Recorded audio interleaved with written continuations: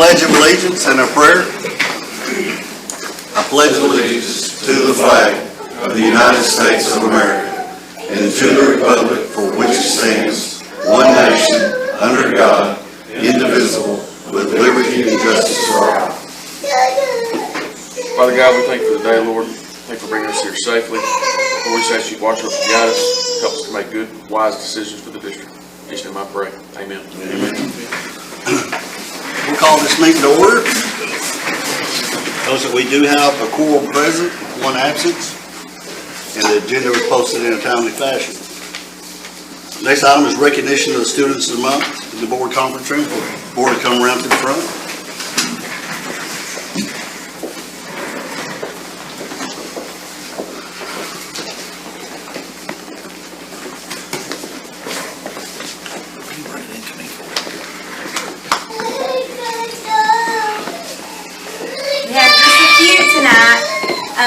My guess is either the Christmas break or sickness has gotten some of us, but that's okay. That's all right. Okay, so we're going to start off with 3rd grade, Michelle Wyndham's class, Gunnar Attaway.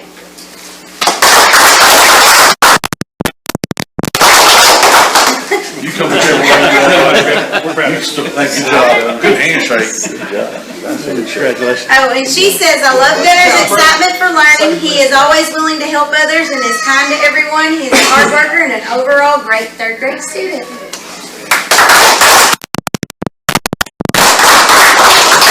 So our next 3rd grade soaring cardinal is for Miss Westbrook's class, Tegan Sino. She says Tegan is a very hard-working student. She wants to do her best in everything. She is the best helper a teacher could ask for.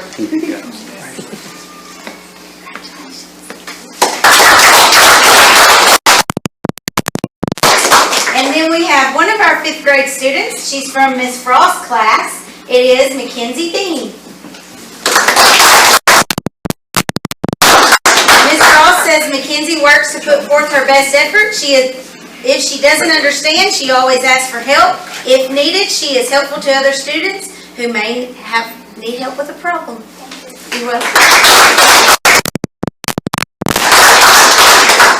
And then, last but not least, our staff member of the month is Miss Monica Frost.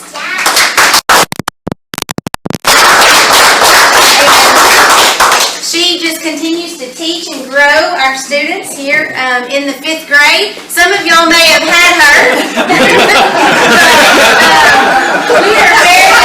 We're very appreciative of everything she does for us at the elementary. Sorry. So thank you, Ms. Ross.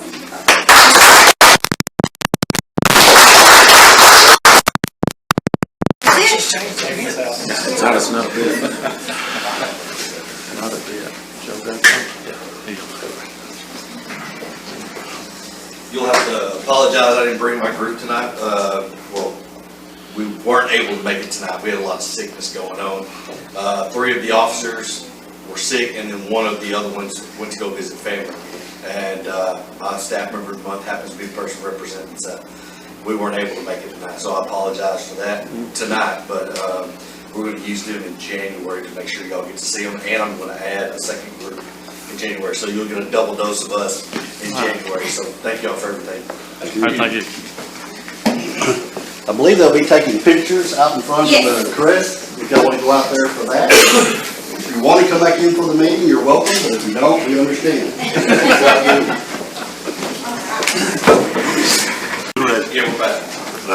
Information items, principal's report, and athletic director's report.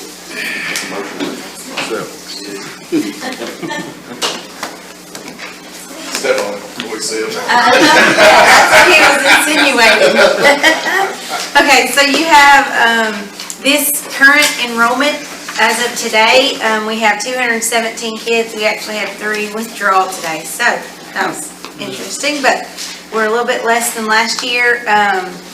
Our percentage for attendance is down 93.66. The flu is killing us. Yes, it is killing us. So, and some of y'all I know understand that completely, your household. So, yes, the flu is killing us. So, I'm very glad that we're having a break, so maybe we can get some of that away.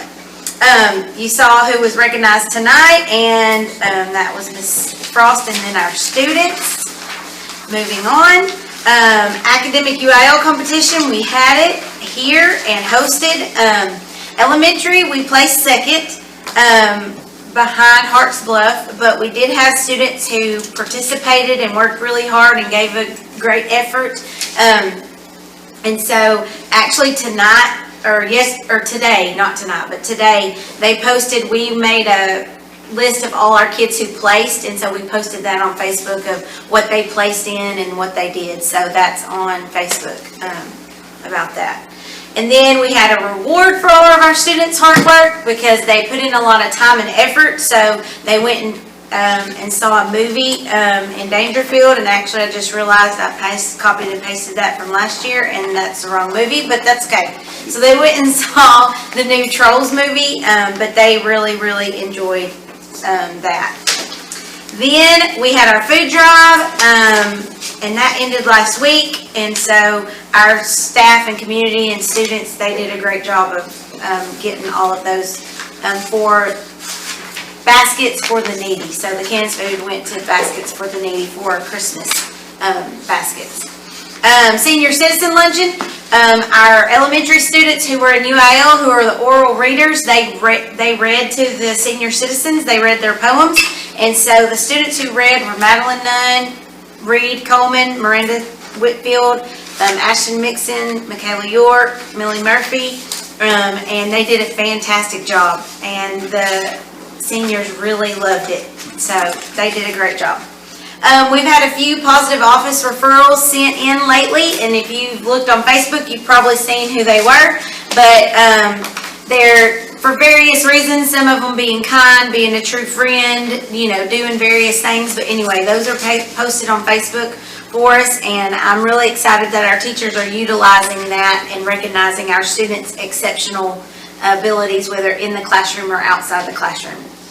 Then we had our first annual talent showcase for the elementary, and it was, we had 17 different acts, and the students showed off and showcased their talents and their skills, and it was really, really a great thing. If you didn't go, you missed out. If you were there, then you got to see all the greatness that they had.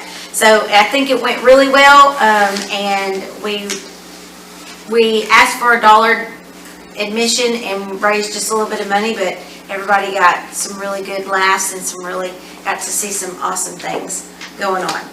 Very entertaining. Yes, it was very entertaining. I thought so too. Very entertaining. I will say there were some that y'all posted videos like on your personal Facebooks of what it looked like, and it looked very different from backstage, so it was nice to get to see what it looked like from the audience view. And then the upcoming events, teacher prep day tomorrow, Christmas break, and then we have teacher prep day when we get back on the 8th. So, any questions? Okay. Miss Dickens, I've heard that the butt quack joke was hilarious. I think that one got by her. Just saying, make sure she knows that, it was appreciated. Very much so. He told me that one last year, I loved it.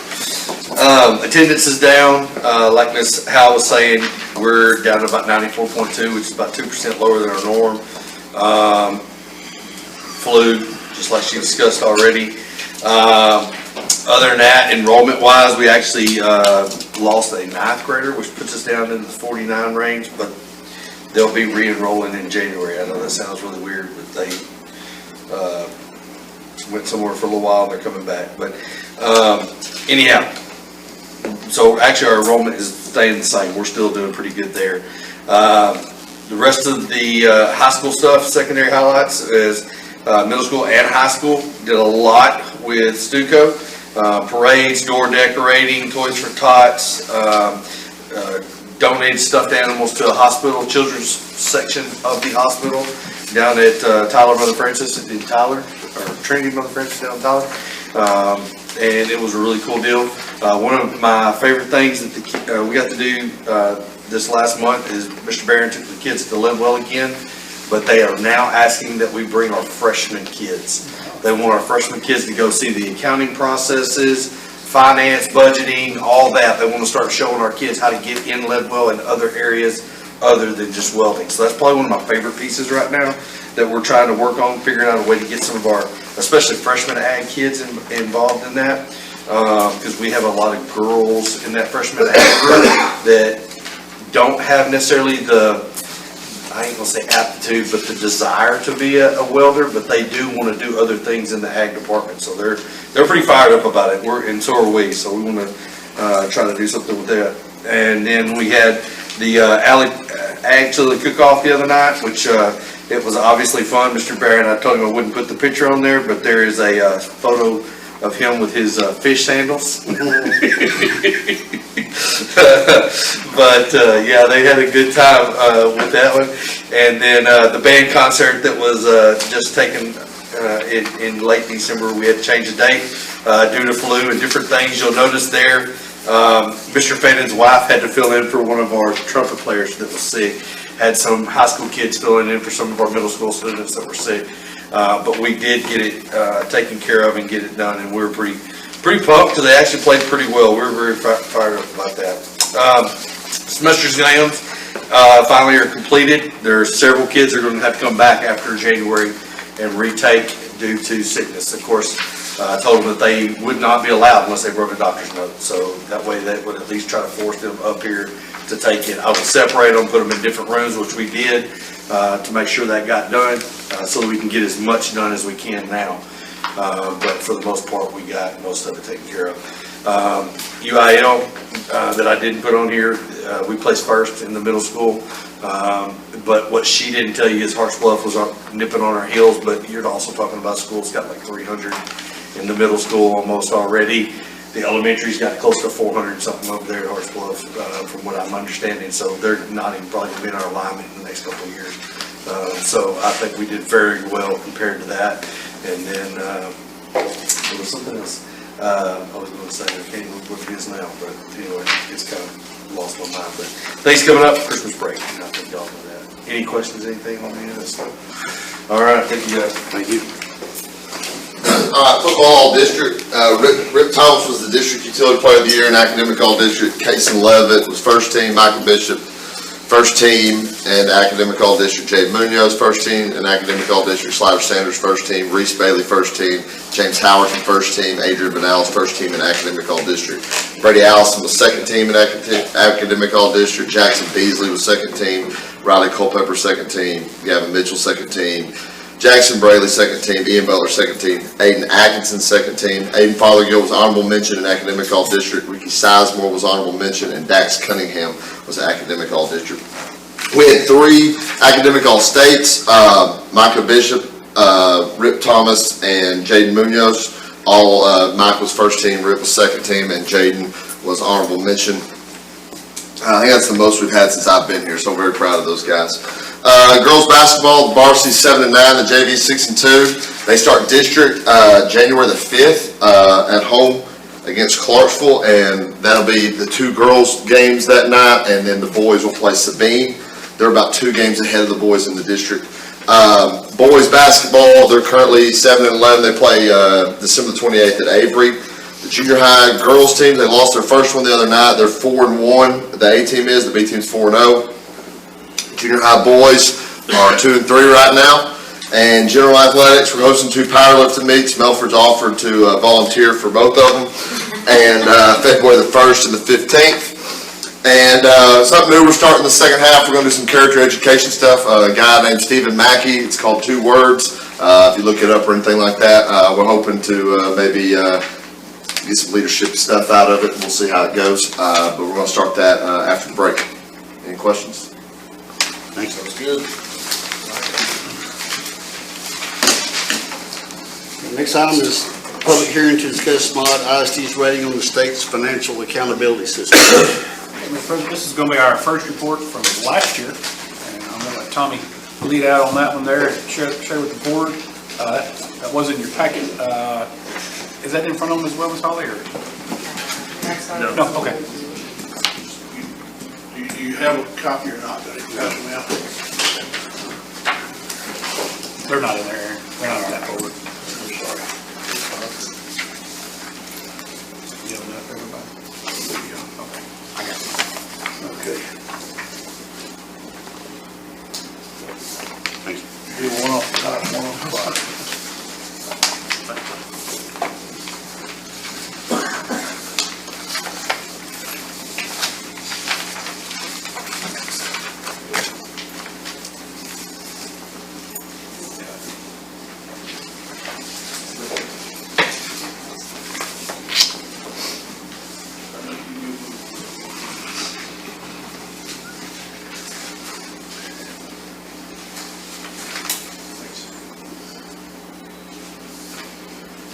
Okay. I didn't put this up on the screen because the last couple of years, all the little stuff that's in the boxes is almost impossible to read. Put it up there. But you do have the report in front of you, and you'll see that we did basically pass each of the elements of the report for last year. Had a score of 100, and which gives us an A, superior achievement, all the way up and down. We got the maximum of 10 points on each of the items, and we didn't have any of the deduction items. Then the second sheet that I handed you is the required disclosures for amounts that are spent by our superintendent for travel and lodging, and the amounts that we spend for each board member. And then on the, what I call the back of that page, it really doesn't say front or back, but on the back of that page is the amount that we spent in transactions with a board member last year. And you can see we had one board member that we spent $35,000 plus in payments for last year. And so we're required to disclose that as well. This really doesn't go anywhere. The actual first report is on TEA's webpage. The first disclosures are not, but we're required to have this available for anybody that would like to have a copy. So I will have copies in my office. I have copies available for anybody that's here tonight that might ask for one. There's no one here to ask for one. Any questions? I'll not belabor the point. Thank you, Tom. Thanks, sir.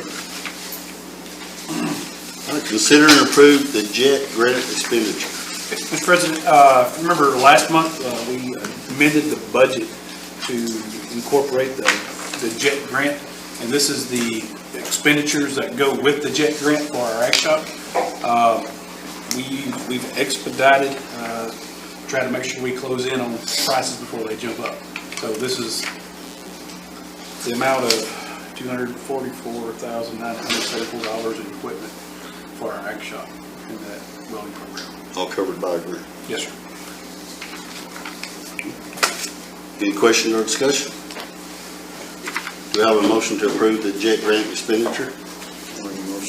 Motion by Rusty, do we have a second? Second by Gap. All in favor, raise your right hand. It's unanimous. Discuss and consider adopting GKG local policy. GKG is we don't have currently in place in MAUD. It outlines the parameters for volunteers working with the school. And so this is gives us how we go about letting volunteers come work with school. So if we have someone come in and is working with kids that are been under duress or traumatic event, or even someone that's coming in to volunteer to assist coach with things in the athletic program, they would go through the procedures outlined here by the superintendent, which would be like a kind of a crash course of what we do with our substitute teachers, to outline do's and don'ts, how you can interact with kids, things you can and can't say, so that we have a straight across the board and how we act with our kids. And so this right here is going to tie us directly into our next piece as well. And so it is my recommendation that we adopt GKG local for work with volunteers. Any questions or discussion? Do a motion to adopt the GKG local policy? I'll make a motion. Motion by Terry, have a second? Second by Rusty, all in favor, raise your right hand. It's unanimous. Discuss and consider resolution to accept volunteer chaplains for student support services. Again, last month, or early this month, when we went to Region 8, one of the pieces that he spoke about was we have to adopt or make a decision based on chaplains. I don't know the exact reason it's come out like that in the state, other than the legislature has mandated that every board has to make a decision on how to utilize or not utilize chaplains for working with their students. There's three options that are available to the board.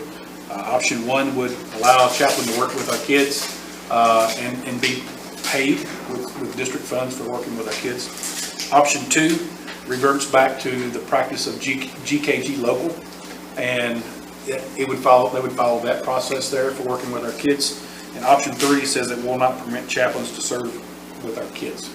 I've been in a district before where we've lost a child or a staff member, and oftentimes it's our pastors and chaplains that are able to bridge a gap for a lot of kids and a lot of faculty in times of loss. And I think they're important to have around for our kids and to help cope with grief. I think probably at the heart of this, it's getting into using public funds for use of someone that could be considered proselytizing, or looking at that piece there. Again, it's up to the district at that point. But I do feel like GKG local outlines it and puts everything back into board policy for how we would use volunteers. And so it's my recommendation that the board choose option 2 we'll revert to GKG local for the use of chaplains interacting with our kids. Is it still pretty much gonna be, we would cover our chaplains if something comes up? Absolutely.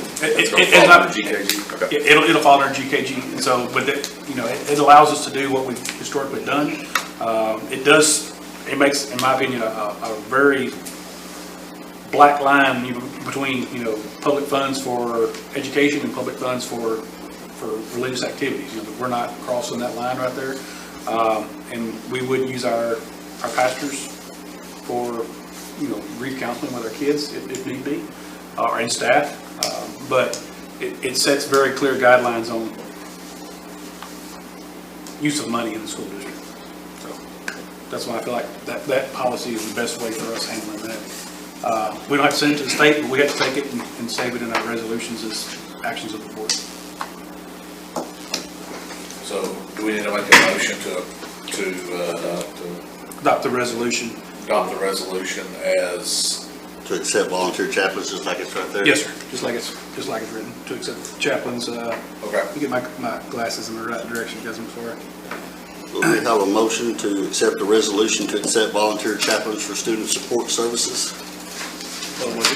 Motion by Terry, have a second? Second by Rusty, all in favor? Raise your right hand. Unanimous. Thank you. Superintendent's report. Okay. We'll run through this quickly. We want to let you know that we closed out our CD at Guarantee Bank and moved over to Cadence Bank. Tommy, the difference in the percentage rate was about 3%, wasn't it? Almost. And so, I believe the guaranteed new rate was gonna be about 3, and the Cadence rate was 5.5. substantial difference for us on our money. So Tommy and I we cashed out at Guarantee and went and enrolled in Cadence the same day. And actually, the day we enrolled, Cadence said if you were doing it today from scratch, we wouldn't give you the rate you're getting today. So we were very pleased at the rate that we got, and we predict to raise about $13,200 over the next year in interest off of that CD over the prior year. So that's pretty good math there, I sir. think you cut it at the peak. We did. I think we nailed that one. Next one, election timelines. We just point out for our places that are up, and I do believe, let me make sure I got the right spot. Position 6 and 7, I believe, this next year. And so the date for, the first day to file for election is January the 17th, and that would be in Ms. Hawley's office. Come in and take care of the paperwork. The last day to file for that is February the 16th. And the last day to order a general election is February 16th, but we'll actually order that in January's board meeting. So that'll be taken care of ahead of that date there. So just want to make sure for our members that are up this year, and plan on it again, make sure you get your timelines from Ms. Hawley. So.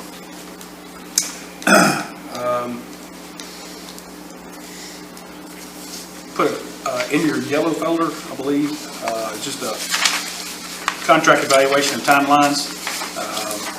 January, we'll look at the superintendent evaluation. I know it seems like it's fast, but we just went through the hiring process. It was right back up again. And so, but then February, we'll look at the group that's highlighted there through March, April, and then not stuff that usually goes to the board, but the May and June, just look at the groupings there for how we'll make sure we get everybody evaluated for a year. Keep those good records in place so that we communicate clearly with our employees on how their performance for the district. So that's just informational, nothing that has to be taken action on out there.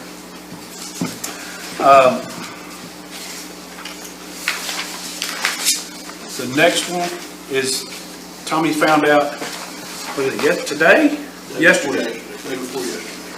that our SHARS repayment for 2022, which is, we're supposed to get in January, February, and we were predicting about a $50,000 payment to the district. The easiest way of saying this, the federal government and the state government have a dispute, or had a dispute over SHARS payments from the federal to the state. And the state is taking the money back from the districts. And so where we were expecting a $50,000 payment, we're going to get maybe a couple $100. And so that's out of 22. This all goes back to year 2011. And where we have a group that handles our SHARS payments, and, you know, I'll be honest with you, SHARS is like, might as well be reading Greek. It is totally, you gotta have someone that understands that piece in and out to make sure you do your Medicaid billing right. Our group is not on the list that's overbilled. But in other districts around the state, there are districts that have substantial overbilling.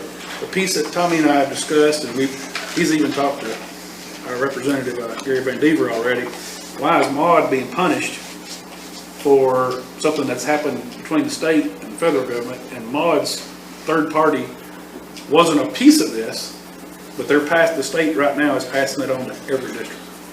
And so they're taking the mid-year payment back, basically. So that's something we didn't see coming, couldn't have predicted that, but it's something that will affect our budget.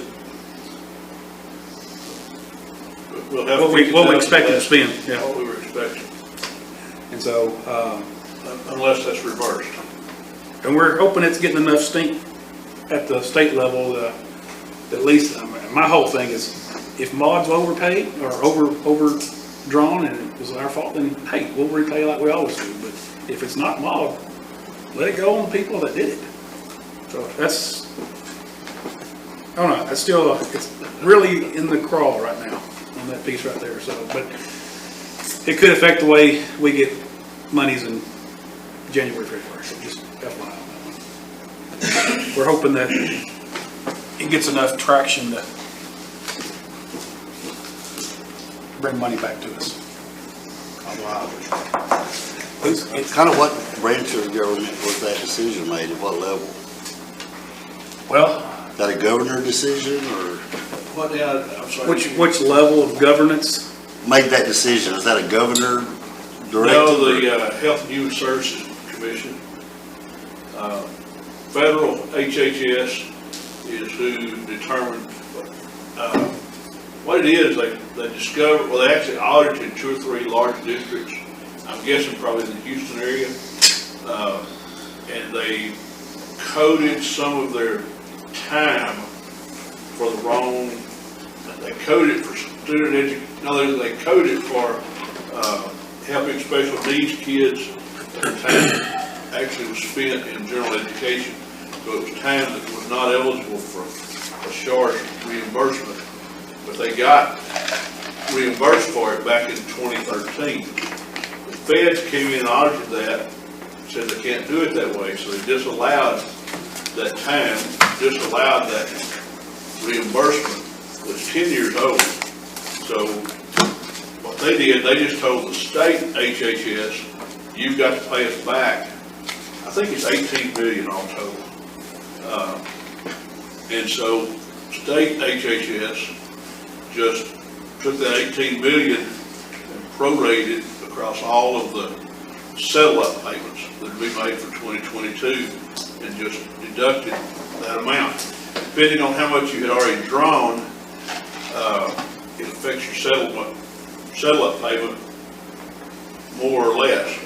I've heard of a few districts that actually owe money back to the state as a result of this. They're being told that they owe the state a substantial, and where ours is 50,000, there are some districts that are talking about 6 figures, some even, maybe even 7 figures. And there will be some districts have to pay money back to the state where they'd already, because you get advance payments during the year, and then once you submit your cost report and they audit it and approve it, then they settle up. Well, usually we've drawn about half our money during the year, and we get the other half with the cost report. So we already have half of it, with the half of it that we would get as a result of the cost report is what we're basically going to lose if this thing stands up. And the word that I was able to get through my legislative contact is that there were 2 or 3 third-party vendors, which we have a third-party vendor, T&G Medical Billing, I think they're in Longview. They handle all of that for us, because again, it's something that is Greek, it's in-depth, it's difficult to deal with. They're experts at doing it. They do it for all the schools in Northeast Texas. They're our vendor. I did ask, was our vendor one of the ones that was involved? Because they're saying the vendors misreported the time. And I asked, was our vendor one of the ones that was involved, and I was told no. Our vendor was not involved. And so then I posed the question, well, if it wasn't our vendor involved, why are they taking our money? And the legislative committee that oversees HHS, they're trying to, I guess, protect HHS. But there is now some action being taken through the House Speaker's office. It's going to open an investigation into what has actually happened. Now, again, you know how political things work in Austin. It may wind up in our favor and it may not. But if we lose, we're going to lose $50,000. Thank you. I don't know how else. I mean, I don't know how to make it any sweeter. Okay.